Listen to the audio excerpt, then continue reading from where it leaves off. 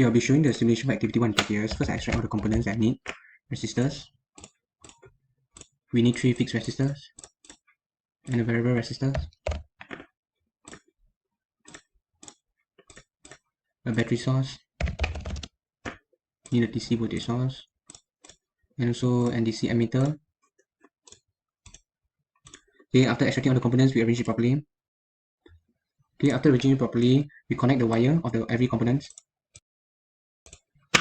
Okay, after connecting all the wire and enlarge it, you can see properly. Okay, and we have agreed for R1 and R2, we have agreed using 25 kilo ohm. Our group have agreed 25 kilo ohm. For the emitter, we change it to microamperes. And our Rx, we have agreed using our last 2 digits of my metric number, which is my metric number, 63 kilo ohm. And our R3, we have agreed our maximum for R3 is 70 kilo ohm, 70k. Okay, let's arrange properly. Okay, after our battery source, we have agreed using 10 volt for our battery. Okay, and next, run it. This is the Wheatstone bridge, run it. Okay, for the Wheatstone bridge to be in balance condition, it need to be in 0 microampere.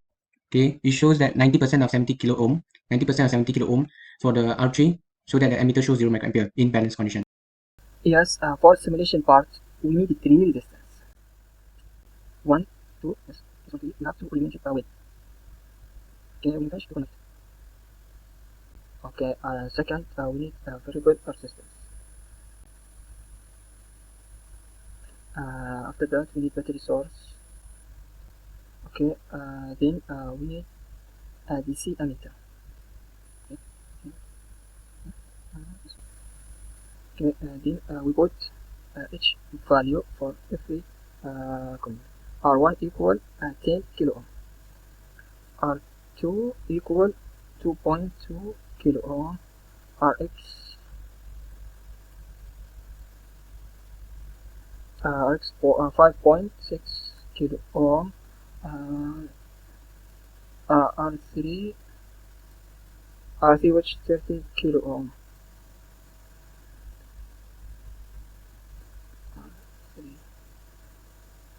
For battery source, we need to take 10 volt. Now we check probably everything. Oh yeah, we have to change ammeter to microampere. After that, we do a run to get nearly 0 or exactly 0. Okay, for ammeter reading. Yeah. So now we get yes 0.41 for ammeter for the device ammeter reading, and that's all. And thank you. I'll be showing the simulation for activity 2 using the simulator designed by Virtual Lab. First, I set the voltage source to 12 volt and switch on the board and keep the switch as in short mode. Adjust the rheostat value to maintain the emitter reading set at 2 ampere. So 6 ohm rheostat value, maintain the emitter reading at 2 ampere. Next, set switch S to open mode and set the unknown resistance to 0.01 ohm. Then set switch S to bridge mode and set switch K to open mode. Set this 4 resistor value according to the table 5.4. So given is 1000 ohm for every resistor. And observe it shows that the millivoltmeter have 0 deflection. Now set switch K to close mode and maintain these two resistor and vary these two resistor to adjust it to 0 deflection. So it shows that RB at 983.5 ohm and R small letter b at 1001.2 ohm, the millivoltmeter at 0 deflection. 0 deflection is achieved, then we calculate the unknown resistance value. So the unknown resistance value is 0.00998 ohm. So I'll present the activity 2 part 2 in this virtual lab. So first of all, for the volt, I set it to 12 volt and then on this in virtual lab. Then set the switch S to short mode. Then adjust the rheostat to 6 in order to get the value of 2 on ammeter. So get the value of 2 ampere in ammeter. Then set the switch S to open mode. And then set the low resistance to 0.05. And then set the switch S to bridge mode. And then switch K to open mode. And then according to the table 5.4, set both the resistor to 1000 ohm. After that, you can see the millivoltmeter have 0 deflections and the value is 0.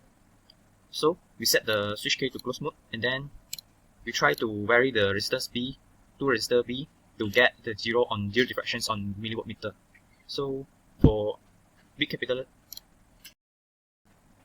so after adjusting R capital letter B to 996.3 ohm and then the R small letter b to 1004 and 3 ohm, we successfully get the 0 deflections on millivoltmeter. So after achieving the 0 deflections on millivoltmeter, we press calculate the unknown resistor value, we get 0.00497. So that's all from me. Thank you.